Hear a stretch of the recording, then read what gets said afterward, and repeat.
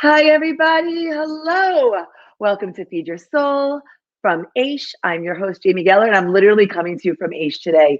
This was one of those days. And so here I am at One Western Wall Plaza, literally looking at the Western Wall. It's on the other side of the computer screen right now at the Dan Family Aish World Center. My meetings ran over, so I didn't have time to get back to my home studio. And just kind of coming into the show this week, feeling a little frazzled, a little overwhelmed. We're gonna like chill, relax, and exhale together as my guest cooks, and that's exactly how I like it. Let someone else do the cooking. Let someone else do the dishes. But I'm really excited because my guest today knows exactly how I feel. I'm going to introduce her in just a moment. But when it comes to juggling and helping people juggle their life, like that's exactly her area of expertise. And so she knows how I feel, and she works day in and day out, night and day for moms, working moms, busy moms, overwhelmed moms, just like you and I. So guys, say hey. I told you I'm in Jerusalem.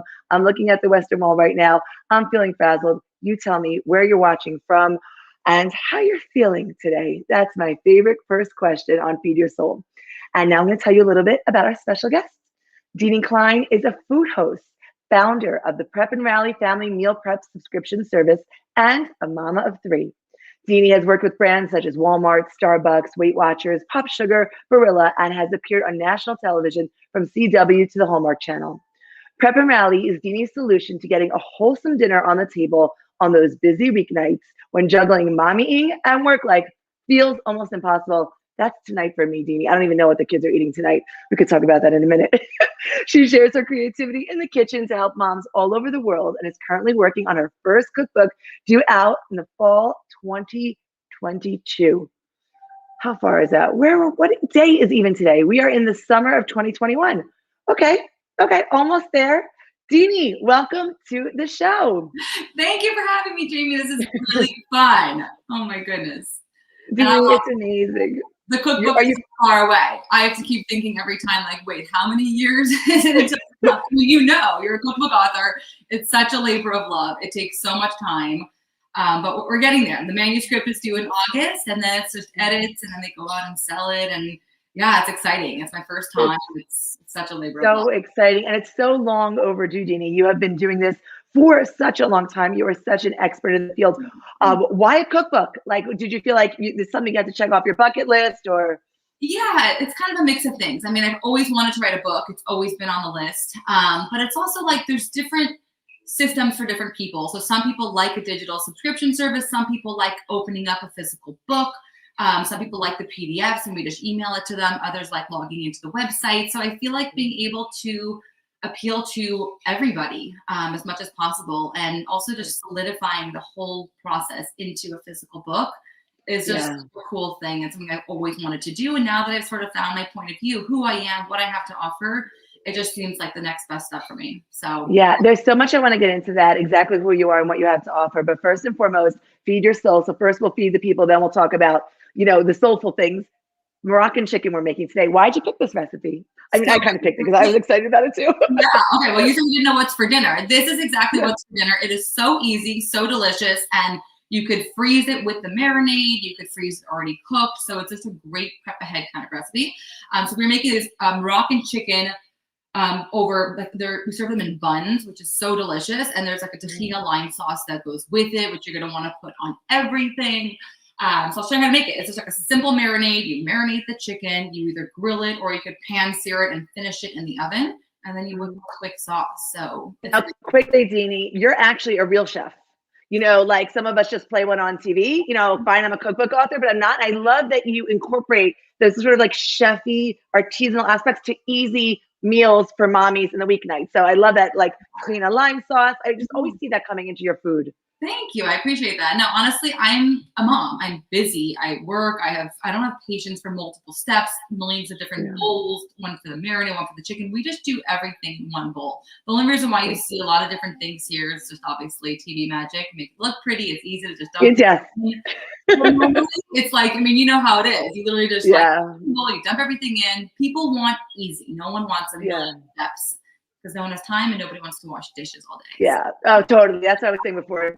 Dishes are not for me. I don't normally look like this when I cook. And when I cook, my, mise en place does not normally look like that, but I love that you made it beautiful for us. Walk us through the spices and what you got going, Dini. Yes. Okay. So first of all, your spices are amazing. My mom is such a huge fan. She actually already sent me a few of your spices like a couple months ago. So I've been using them. But now you guys have sent me the Jerusalem mix. Oh my God, they're all here. Oh, Dini, you're such a love. Thank you. We figured it was like inspired by your Moroccan chicken. If so, Baharat, Jerusalem mixed grill, shawarma, whatever you like, available on Amazon.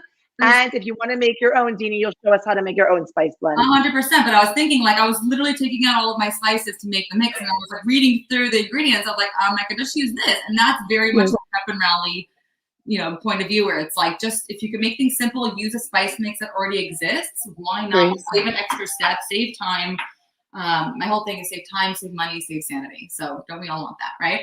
All three of those, yes. Some people say you can't have it all. I do want it all. I'd like to save all three of those. Exactly. You can have it all. And that's what I'm writing in my cookbook, is like, you can have it all. You can be the mom, you can work, you can have dinner on your table every night.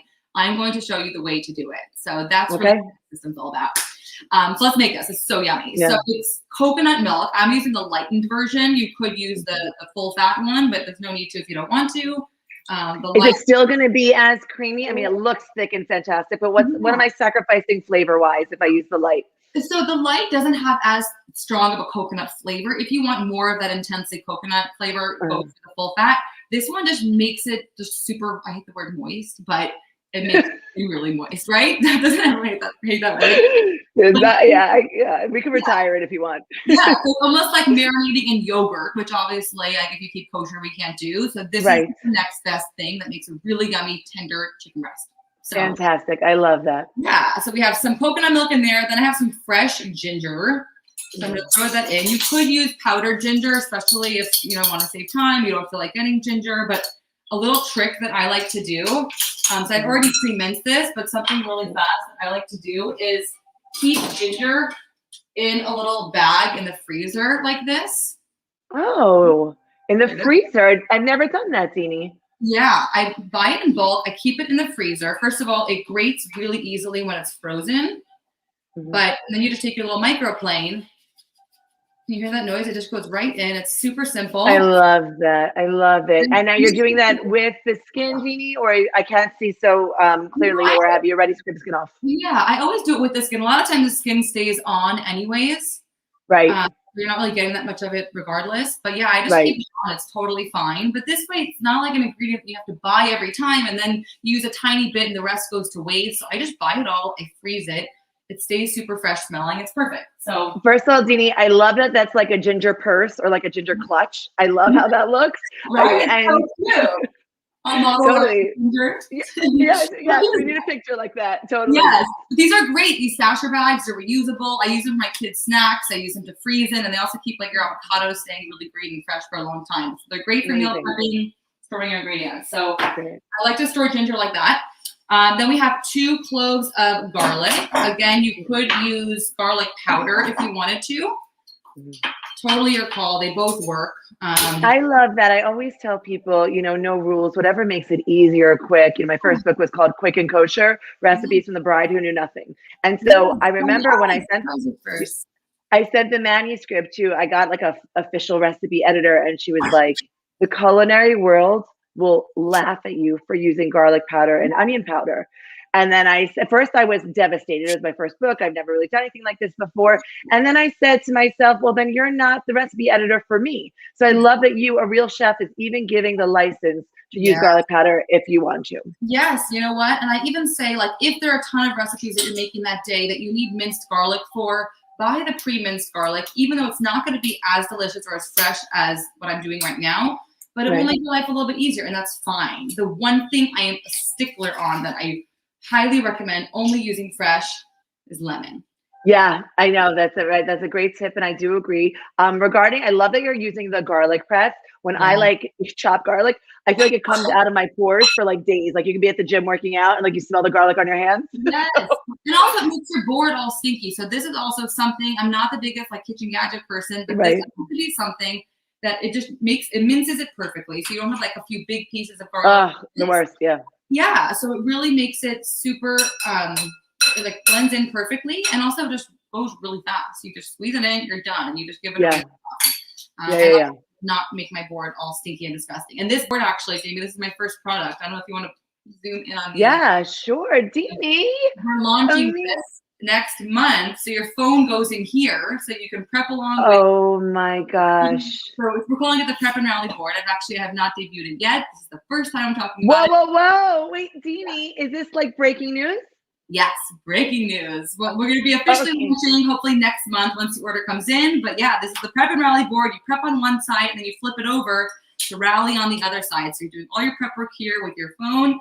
And then you flip it over and you use it as a serving board where you can serve your burrito with all the different condiments on it, and everyone can build their own. Makes it really fun and interactive. So I love it. Oh my gosh, wishing you so much like blessing and success with this, your first product, and everything you're doing, Dini.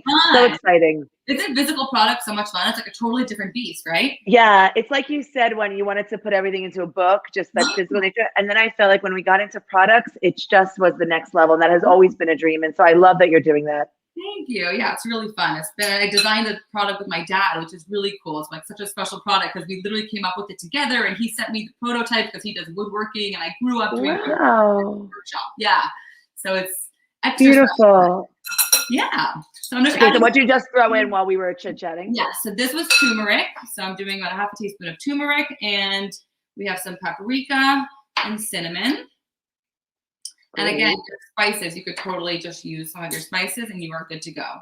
Yeah. You know, it's so funny. My husband does not like cinnamon. So I always like, it's a very classic in these Middle Eastern, Moroccan, North African, you know, in the shawarma, in the kitsitsots, in the burgers, in the patties, in the chicken. So, but I love that, you know, that it's very authentic to put it in. You need just a little, like a tiny touch, or you can leave it out. If you don't like it, that's the beauty of your own spice blend, is that you can put it whatever you like or don't like. I actually used I wanted to try garlic powder, but for some reason the grocer just sent me garlic salt. So I'm omitting this in my recipe right now, and I'm just using salt because it has both. Okay, so great.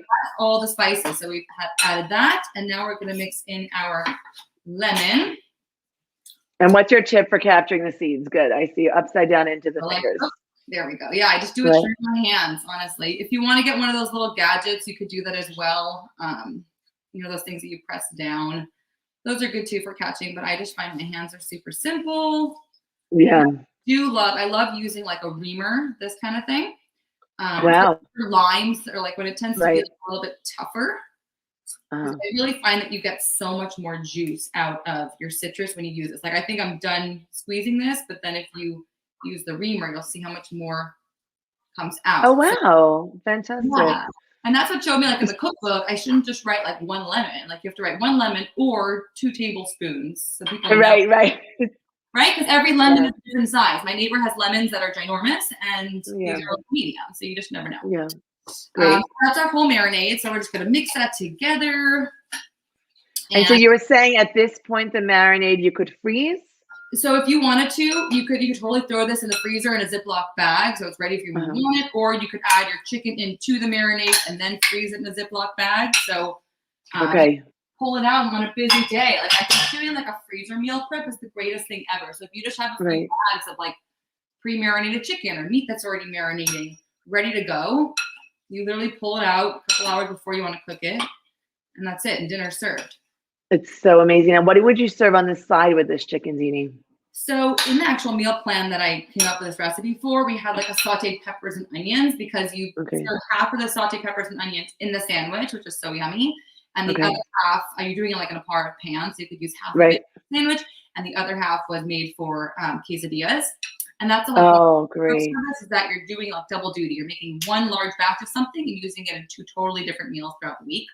So you could definitely add a veggie into your sandwich itself, or if you want, you can make like a nice side salad, maybe like a shook salad, kind of a chopped veggie salad with just like a lemony vinaigrette. I love that. Back in there if you want. Make it like go all kind of Middle Eastern. It's fun. Yes, I love it. I love it. Okay, so what's next?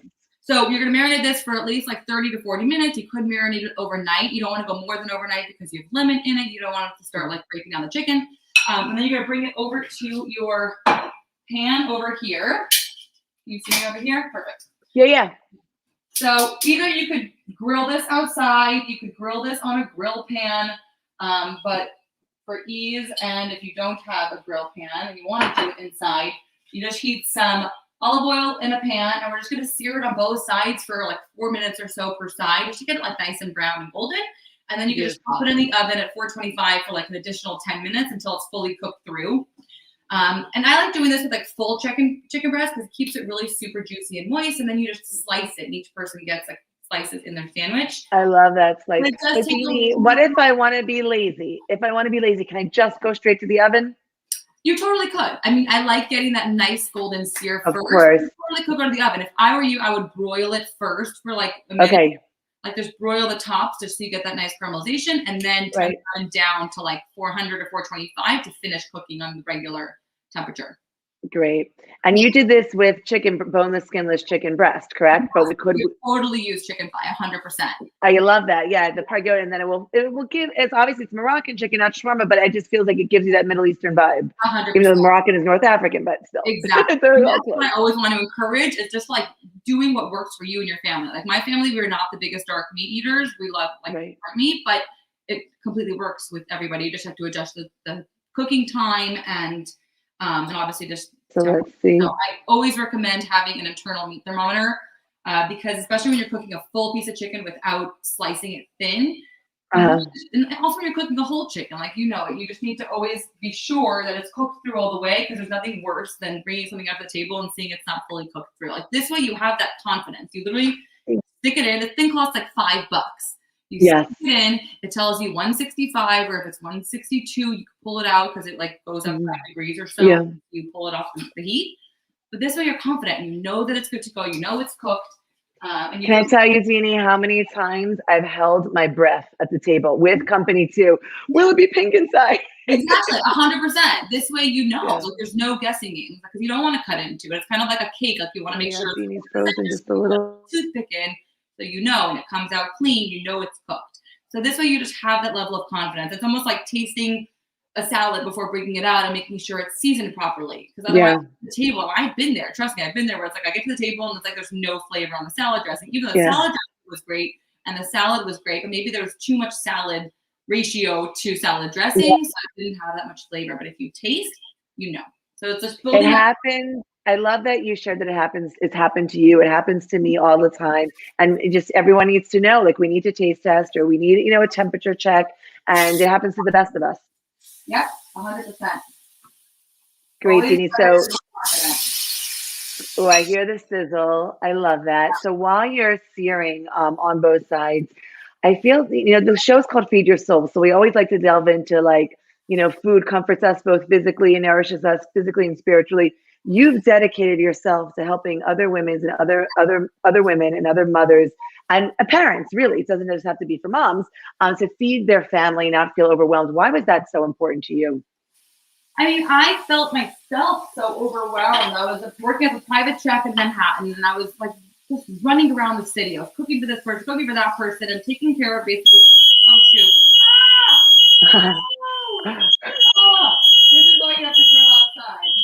Oh my gosh. Oh, hold on 1 second. Sorry. Sure. That's so annoying. Yeah. Hold on 1 second. Hold on. Sure. Pause 1 second. Yes, you can mute us. Yeah. It's so funny, everyone, because it's not funny. But literally we were shooting through the last conflict inside, but we were scared of one of our guests that actually a siren would go off while we were cooking. And it was both me and my guest was in Tel Aviv at the time. It was Gil Hobab. It was such an excellent episode. And we ended up being sirenless in that. But it's funny to now have the smoke alarm going. Guys, please just say hey. Tell us where you're watching from. If you have any questions for Dini or for me, we are making Moroccan chicken. Hi there, Talia. How are you? Okay, it's nice to know we're in Israel together. Hi, Hope. The recipe will be available. Of course, we always pin it at the bottom here. If you're watching on YouTube, please make sure that you follow us.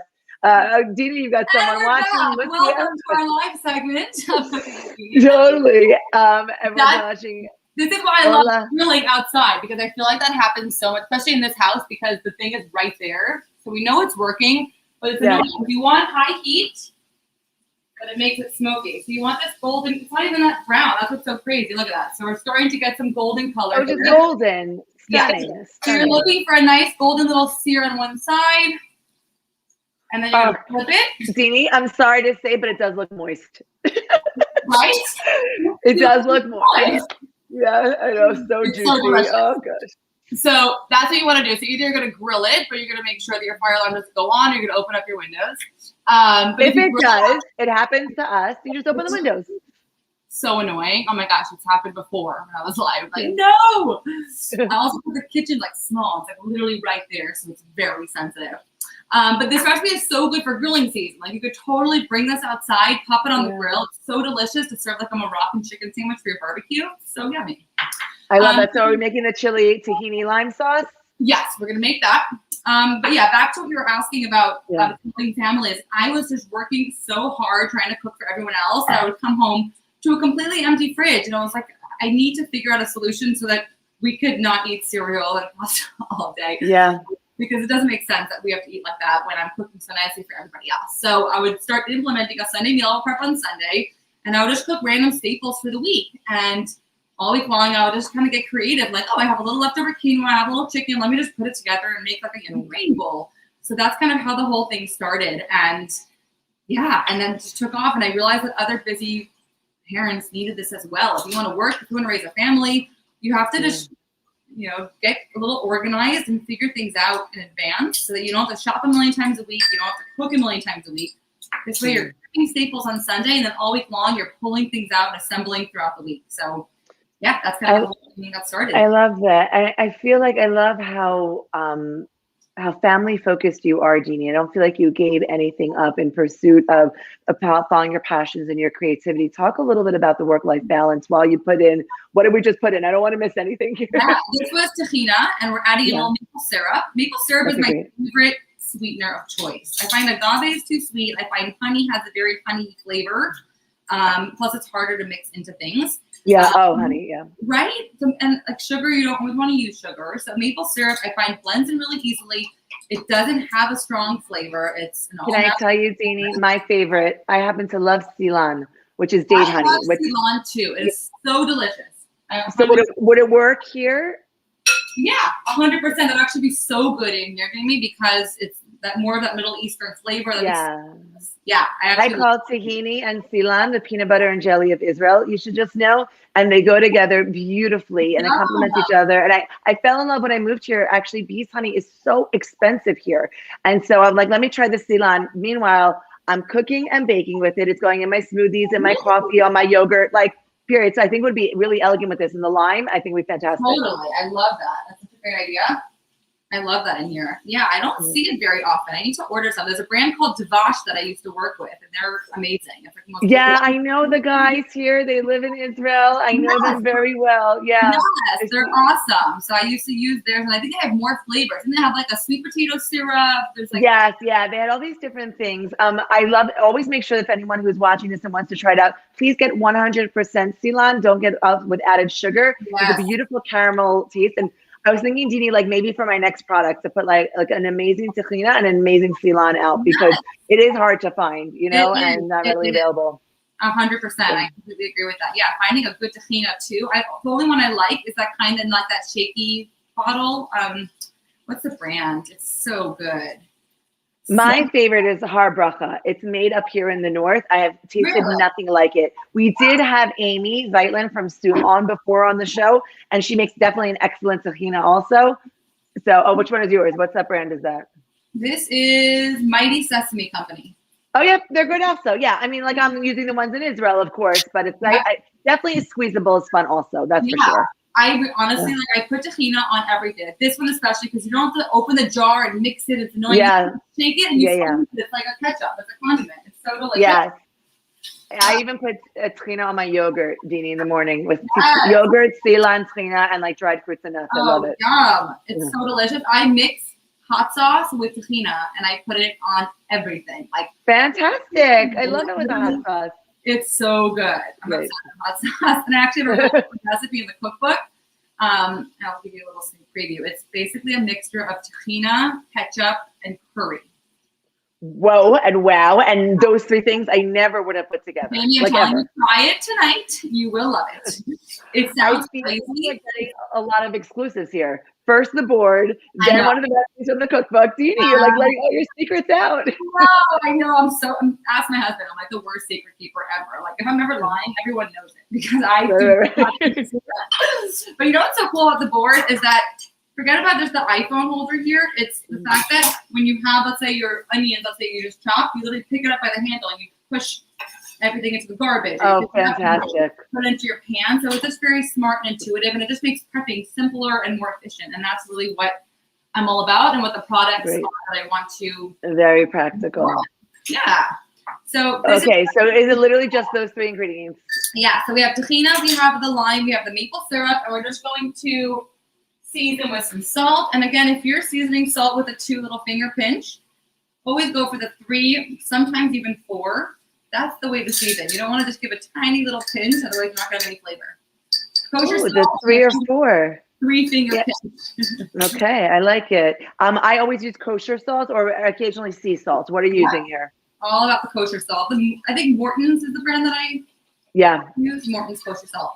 Yeah. And then, as always, you want to give a little taste. Make sure that your sauce is good.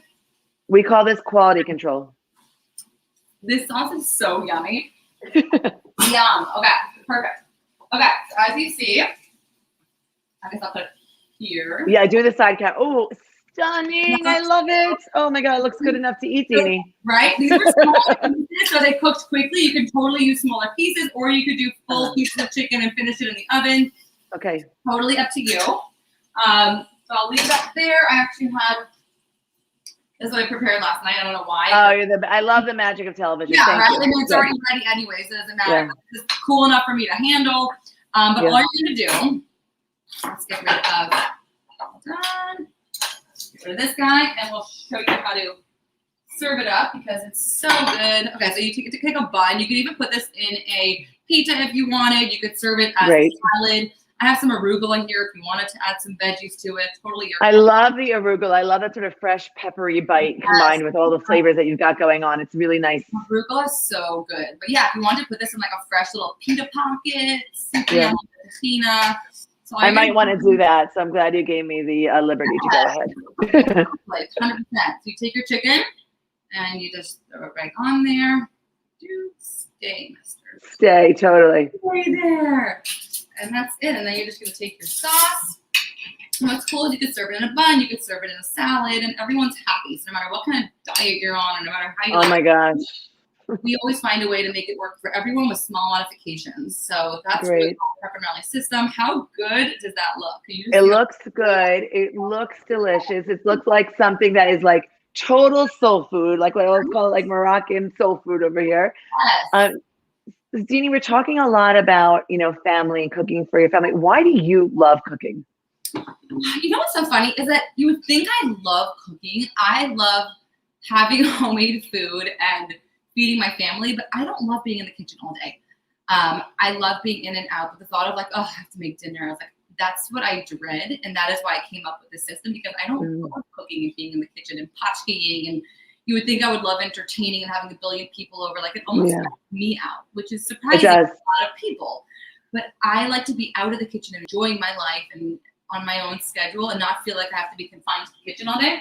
But what I do love is on Shabbos when I have time, if like Solomon's taking a nap and Mike is at shul with the kids and I'm going to meet him later, I have time to kind of play around in the kitchen. Like I'll roast a bunch of veggies on Friday. And then on Shabbos, I open my fridge and I'm like, okay, I could take the cauliflower and I could take the roasted potatoes, mix it together. And it's like a really fun, like mixed vegetable kind of side dish. Yeah. And then let's say I'll find parsley, I'll find garlic, I'll find, so let's say some truffle oil and some lemon and zest, mix it together, make a enchilada, and then just sprinkle it on top. And all of a sudden you've elevated your dish from a very simple roasted vegetable that took 5 seconds to a super complex, really delicious, flavorful, and fresh side dish. So that's what I love is like opening up the fridge when I have time, when I don't have to document it or write anything down, I can just explore and like get super creative. That's what I love. That's my favorite. And you mentioned Shabbos. We know you're kosher. A lot of people, I think it's you didn't specifically make a niche for yourself in the kosher Jewish world. Obviously, you have a tremendous following in this world, but you really went mainstream. How are you able to juggle and to stay true to your values, your dietary? I'm sure you had a lot of challenges along the way here. I don't know if you could speak to some of them or speak a little bit about the struggle and why it was important to you to stay, true to these values that you grew up with.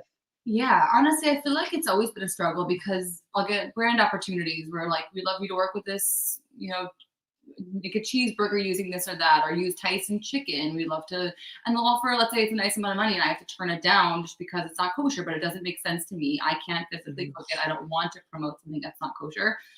So I need to say no to it. But it comes down to just staying true to your values and who you are as a brand and as a person, even not kosher.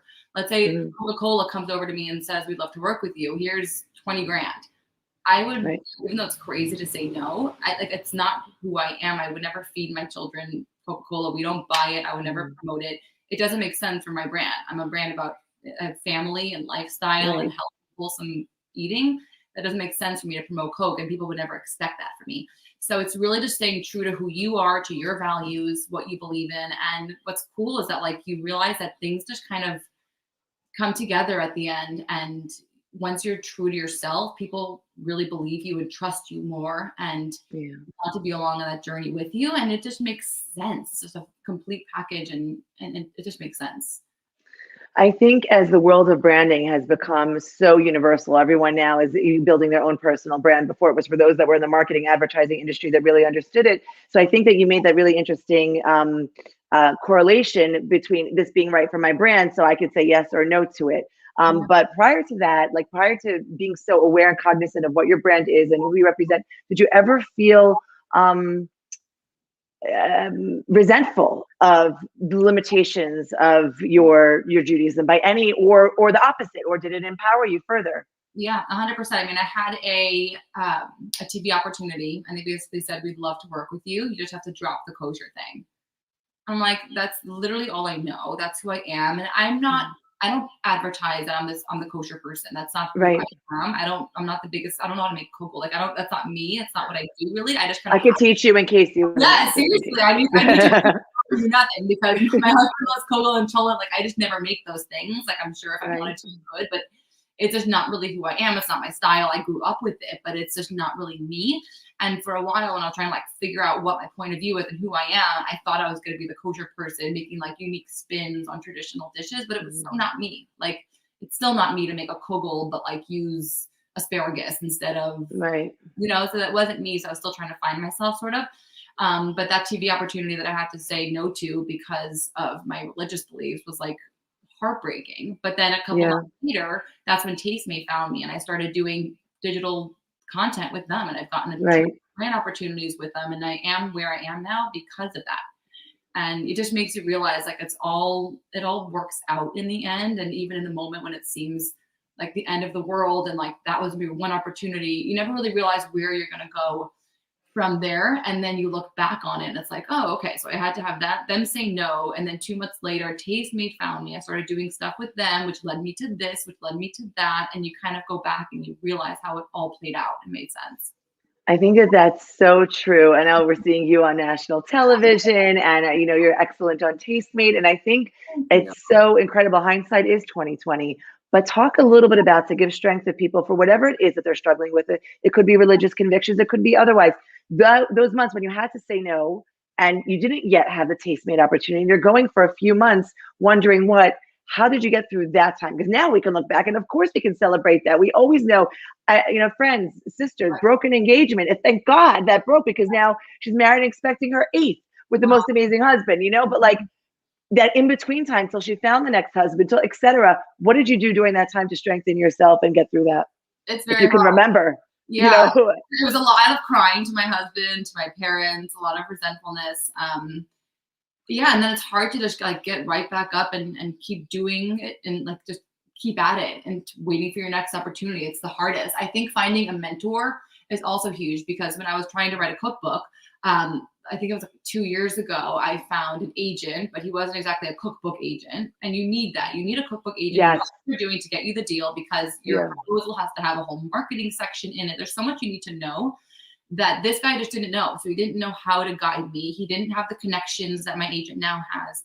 Right. So we went through the whole process. I wrote a whole proposal. I did everything that I just did for this cookbook proposal, but I got no hits from it because it just didn't make sense. He didn't know what he was doing. It wasn't the complete package yet. I didn't have a clear point of view. I was just launching Prep and Rally from Dini Delivers. So there's the timing was off, but that was also just heartbreaking. I was like, where is my opportunity? Like I've been at this for so long. Like I'm just ready for this. And you said it yourself, this is so long overdue for me, a book. Yeah. But I've been at it. It's like I've been hustling and hustling. And people that see me now, they're like, wow, I want what you have. Like you don't, unless you've been following me from the very beginning, which many of people have, which is so cool. You don't see the whole journey and the whole struggle that it was here. And it's still a journey. Like I'm now launching product and like it's still such a learning curve. But yeah, it's definitely stressful. But finding a mentor, I think, is super helpful. Adina Sussman. Do you know her? Adina's amazing. Do I know Adina? Of course. She's unbelievable. She's a doll. I'm obsessed with her. So we connected a couple years ago, and after I didn't get that first cookbook opportunity, I would get other offers. And Adina's been on the show, by the way. You should just know. Yeah. We made colorful tahini and specifically pink tahina, like beautiful with beef. Yeah, her videos on Instagram are so great. Lately, I love what she's up to. She's amazing. Yes. Yeah. So yeah, I was getting these other opportunities. Like, we'd love for you to, write this book for us. Here's the rate. And she was like, don't go for that. Like, you're worth so much more than that. You're going to get your opportunity. You stay true to who you are. You stay strong. Like, you keep at it. I'm telling you, this is what you have to do. Like, she really guided me through the process and made me believe in myself that it will happen. And she is. She's the best. Adina. Yeah, she really guided me because she's such a pro in this space and gave me that confidence to like, no, it's going to happen. I just need to stay focused, keep doing what I'm doing. And my husband says that all the time as well, just keep doing what you're doing. And I hated hearing that, but it's like the worst. Yeah. And when you don't have the strength to keep doing it. Yeah. Doing it. So like, when do I get to stop doing it? And it'll just happen. Totally. So talk about mentor is excellent. And I love that very practical advice. Talk a little bit about how any faith, belief, spirituality, your religion, what is it, if at all, on that side of the spectrum that pulled you through challenging times or getting you, getting to your success today?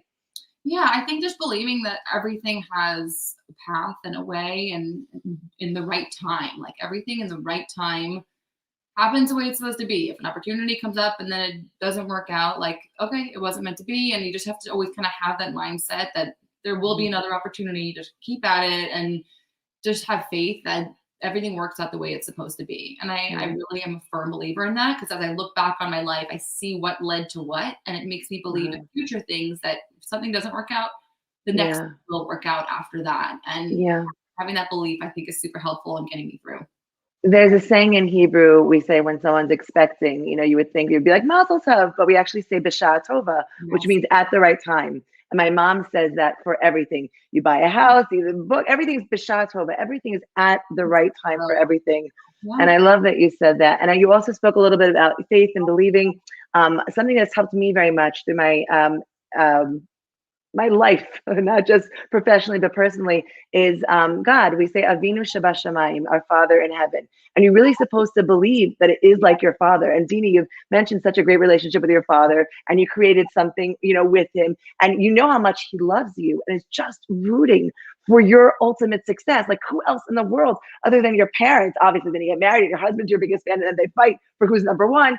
But they want, and I feel that for whatever reason, this was not the right thing. Like, this is actually my father steering me in the right direction, So like, that's very much helped me. Like, when I actually think of it, God is like not this undefinable thing, but literally like my father who only wants the success for me. It's so true. And I really believe in that when I'll feel super overwhelmed because let's say I have like a lot of deadlines in one day, and then one person will like cancel something, which will give me a little more space. It's like, wow, that worked out. Like, Hashem knew that I needed a little space, or like I couldn't handle all this in one day. So you see how things like pan out time, and like you're only given what you can handle. And I really believe that. And I think that helps me as well, is just knowing that like I'm thrown at me what I'm able to handle. I think everyone is.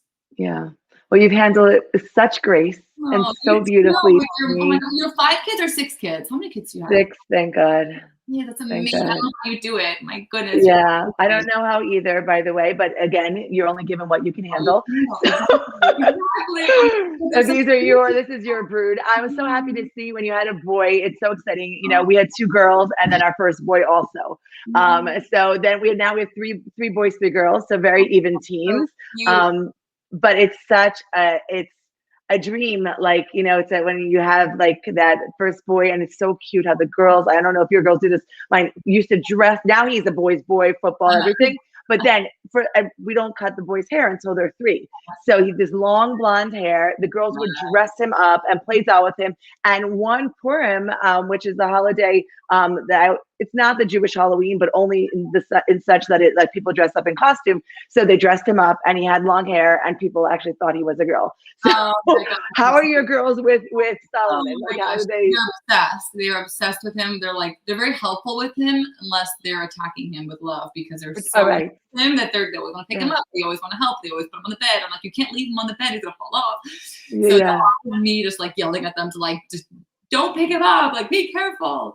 But they love it, and he's obsessed with them as well. Like, right back at them. It's so beautiful. It's so beautiful to see your family grow and to see you grow. And I just want to tell you one quick memory. I remember meeting with Michael. I said to my husband, like, at least 8 years ago, maybe 9, and he showed me your reel. I think you had something called Traditions or Addition with Dini something.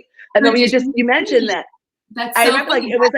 it was a twist on you referenced that, a twist on kosher Jewish dishes. I still have the whole deck. That's so funny because that's what I thought my point of view was. I was like, okay, so I'm gonna be the person that comes in and does like really wacky spins on like classic traditional Jewish food. Yeah. And I was kind of like forcing it. It wasn't natural. It wasn't who I really was in my soul. It's like it took the years to figure out who I really was and what my point of view is. And like, I think it's so important to figure out who you are, what you have to offer to the world. And that's why I feel like now is the right time for the book, because like I know what that is. I'm confident in what that is. I know what I have to offer and how I'm going to be able to help you and make your cookbook collection even greater with you that I have to offer. So and I love what you said, because it's so true to any industry and to any person, whether they're struggling personally, professionally, to find their passion.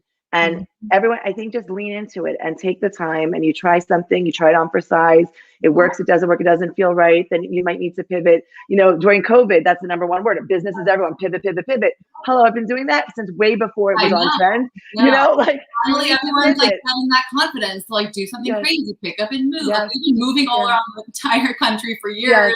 Yes, you have been doing a world. Hopefully, you've been doing a U.S. tour. Maybe Israel will be next up. Yes, Maine. I would love it. Okay, amazing. Okay, we are like over time, so thank you so much, Dini, for this amazing. It was so good to catch up with you again, and like let's just keep in close touch, and whatever I can do to help along the way, it would be my pleasure. Likewise, thank you so much. Goodbye, everyone. Bye. Okay, thank you, everyone. Bye, Dini. Thank you, everyone, for watching. Lots to unpack there. You can see even the sun is setting here. I'm at Aish, the Dan Family Aish World Center at 1 Western Wall Plaza. This is Feed Your Soul. I'm Jamie Geller. Always leave a message in the comments. Let us know what you'd like to see next. Bye.